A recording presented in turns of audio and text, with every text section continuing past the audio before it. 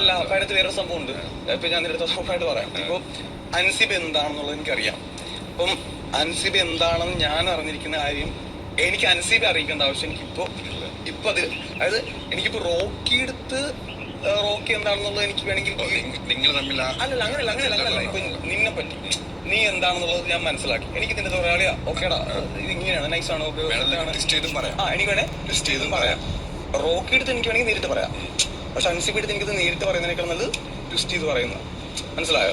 അപ്പം കാരണം ഈ സാധനം ഉണ്ടല്ലോ, ഇപ്പൊ നമ്മളിപ്പോ ഒരാളടുത്ത് പോയിട്ട് ഞാനിവിടെ അങ്ങനെ സംസാരിക്കാറുണ്ട്. അത് ഇപ്പൊ ഇവിടെ ഒറ്റയ്ക്ക് എനിക്ക് ആൾക്കാരെ കിട്ടാൻ പറ്റിയ എനിക്ക് തോന്നുന്ന ആൾക്കാരൊന്നും ചോദിച്ചു, എടാ നീ ഇങ്ങനെ ഒരു സാധനം ഇങ്ങനെ ചെയ്യുന്നത് എന്തുകൊണ്ടാണ് എന്റെ അടുത്ത് കൂടെ ഒന്ന് പറഞ്ഞു തരുമോ, അല്ല ഇങ്ങനെ ചെയ്യുന്നത് എങ്ങനെയാണെന്ന് പറഞ്ഞു തരുമെന്ന് ചോദിച്ചു.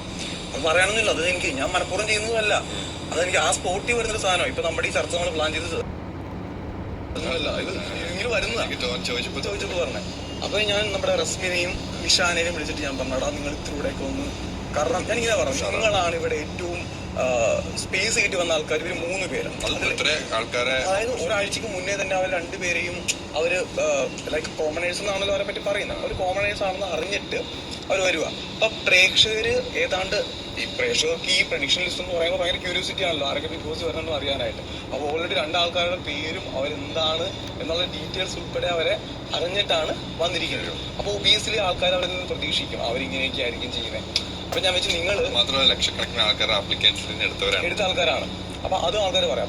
അപ്പൊ ഞാൻ അടുത്ത് ഞാൻ പറഞ്ഞു, നിങ്ങൾ ചെറുതായിട്ടൊന്ന് ബാക്ക് വലിഞ്ഞു കഴിഞ്ഞാൽ നിങ്ങൾക്ക് ഭയങ്കരമായിട്ട് അത് എഫക്റ്റ് ആവും. അപ്പൊ നിങ്ങൾക്ക് ഒരുപാട്, കാരണം ഇവരെ ആൾക്കാർ പെട്ടെന്ന് ഏറി കയറ്റിക്കളയും, നമ്മളെ പതുക്കെ ഏറി കയറ്റത്തുള്ളൂ. അപ്പൊ ആൾക്കാർ പറയും അവൻ വന്നല്ലേ ഉള്ളു, അർജുൻ വന്നല്ലേ ഉള്ളു, സിജോ വന്നല്ലേ ഉള്ളു, ഇത്തിലൂടെ സമയം എടുക്കട്ടെന്ന് പറഞ്ഞു. പക്ഷെ ഇവർക്ക് ആ പ്രിവിലേജ് കിട്ടുന്നില്ല. ഇവർക്ക് കിട്ടിയ പ്രിവിലേജ് എന്ന് പറയുന്നത് ഒരാഴ്ചക്ക് മുമ്പേ ഇവരെ ആൾക്കാർ അറിഞ്ഞു, ഇവർക്ക് വേണമെങ്കിൽ എന്തും ചെയ്യാം. പുറത്ത് നോക്കുമ്പോ അവരുടെ ഒരു ഇമേജ് വേറെയാണ്. ഈ 19 തിരിച്ചറിയുമ്പോ അവർ വിജയിക്കും, തിരിച്ചറിയത്തിലെത്തി അവർ തോൽക്കും. അതെ. ഇപ്പൊ എന്റെ അടുത്ത് രാവിലെ നിഷാന എന്ന് പറഞ്ഞ് ഇവിടെ കഴിഞ്ഞു കഴിഞ്ഞാൽ എനിക്കിത് മാറ്റാം, അങ്ങനെ പവർ മാറ്റാന്ന് പറഞ്ഞു. അപ്പൊ ഞാൻ പെട്ടെന്ന് ചോദിച്ചത്, നിഷാനയ്ക്ക് ഇതൊരു ബാധ്യതയാണോ എന്ന് ചോദിച്ചു. അപ്പോഴാ ബാധ്യത എന്നല്ല, എനിക്കൊന്നും ചെയ്യാൻ പറ്റുന്നില്ല. അപ്പൊ എനിക്ക് അതല്ലേ ബാധ്യത, ചെയ്യാൻ പറ്റുന്നില്ല. എന്റെ കയ്യിലൊരു സാധനം ഉണ്ടായിട്ട് എനിക്ക് അതുകൊണ്ടൊന്നും യൂസ് ചെയ്യാൻ പറ്റാതെ ഞാൻ പേടിച്ചിരിക്കുന്നത്, അതിന്റെ പേരാണ് ബാധ്യത. നമുക്കതൊരു ബാധ്യതയാണ്, നമുക്ക് അല്ലേ, നമ്മളത് ബാധ്യതയായിട്ടുള്ള. അപ്പം പവർ ടീമിന്റെ പവർ ബാധ്യതയായിട്ട് നിൽക്കുന്ന ഒരാൾ അവിടെ ഉണ്ട്. അത് പറഞ്ഞ അവള് വായന്ന് വന്ന ഞാൻ പിന്നെ കുത്തിയെടുക്കുകയും ചെയ്തു, മനസ്സിലായോ? അപ്പൊ ഞാൻ അവള് ബാധ്യതയാണെന്ന് പറഞ്ഞില്ല, ഞാൻ ബാധ്യതയാണെന്ന്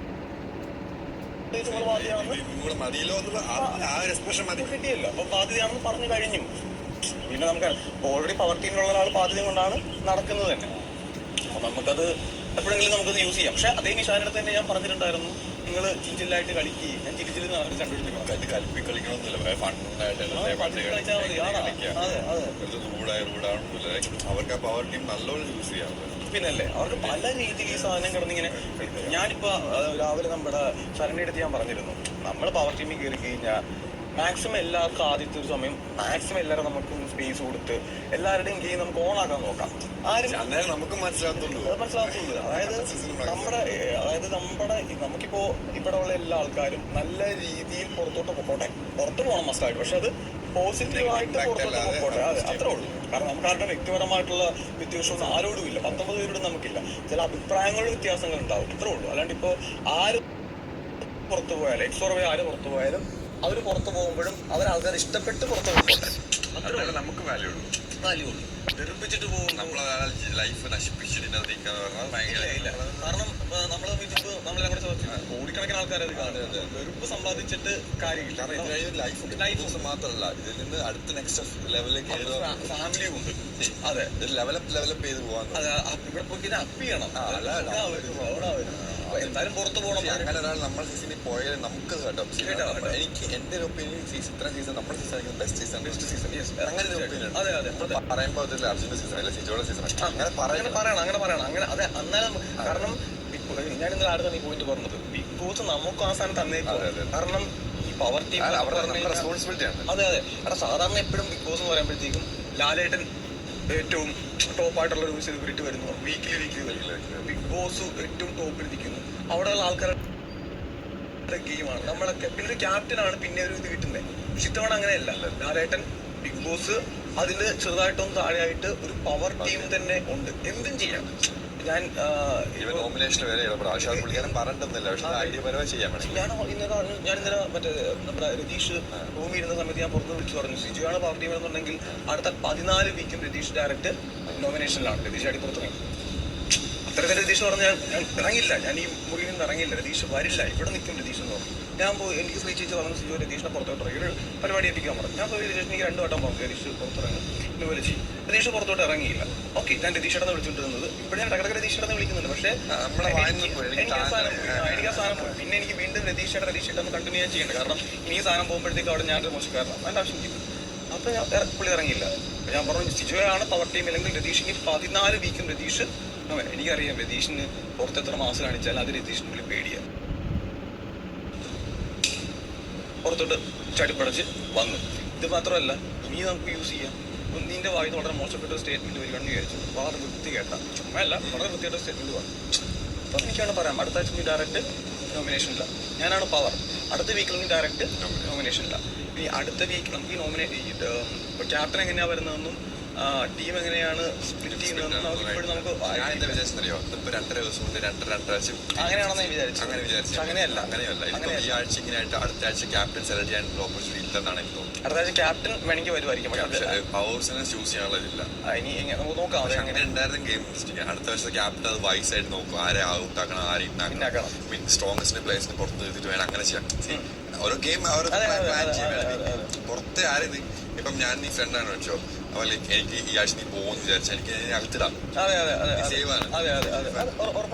ക്യാപ്റ്റൻ അങ്ങനത്തെ പവർ ഉണ്ടെങ്കിൽ ഏത് ക്യാപ്റ്റനെ വരുന്ന ക്യാപ്റ്റൻ നോക്കാം. പക്ഷെ എനിക്കതറിയില്ല. വേറെ സംഭവം കൂടെ ഉണ്ട് കളിയാ, ഈ പവർ ടീമിലുള്ള ആൾക്കാർ.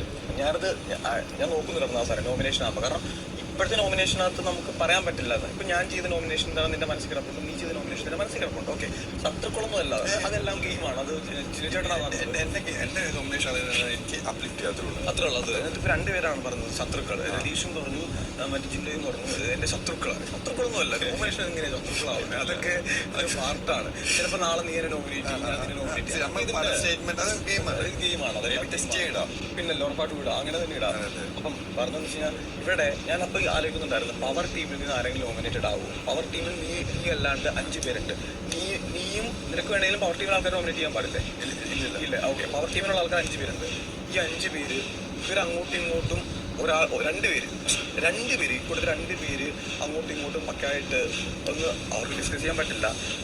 ഈ പവർ ടീമിലുള്ള ആൾക്കാർക്കിടയിൽ ഒരു മത്സരബുദ്ധി ഉണ്ടെങ്കിൽ മാത്രമേ ഇവര് നോമിനേറ്റർ ആവുള്ളൂ. ഈ പവർ ടീം സേഫ് അല്ലേ? അല്ല, പവർ ടീമിലുള്ള ആൾക്കാർക്കിടയിൽ ഇവര് 3 പേരും ഞാനും നീയുമാണ് പവർ ടീം. നീ പറയുവാണ് എയും ബിയും നോമിനേറ്റഡ് ആണ്. ഓക്കെ, ഞാൻ പറയാണ് ബിയും സിയും നോമിനേറ്റഡ് ആണ്. അതർ പേഴ്സൺ വന്നിട്ട് പറയുവാണ് എയും സിയും. അപ്പോൾ ഓൾറെഡി എ നോമിനേറ്റഡ് ആയി. കാരണം എനിക്ക് 2 വോട്ട് അവിടെ ഭൂരിപക്ഷം.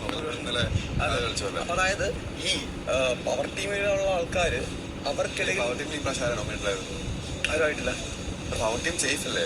അല്ലടാ, പവർ ടീമിനുള്ളിലെ ആൾക്കാർക്ക് പവർ ടീമിൽ തന്നെ നോമിനേറ്റ് ചെയ്യാം. പക്ഷെ ഇത്തവണത്തെ പവർ ടീം ചെയ്തിരിക്കുന്നത് പവർ ടീമിലുള്ള ആൾക്കാർക്കിടയിൽ എല്ലാവരും പുറത്താണ്. അവര് എന്താണ്? പക്ഷെ ഞാൻ ഫസ്റ്റ് ഡേ തീരുമാനിച്ച കാര്യം ഇതാ. എന്റെ തോട്ട് പോയത് എന്തോ ശരണ്യ ഇടുന്നതല്ല. ഒരു കാര്യം ഞാൻ പറഞ്ഞു.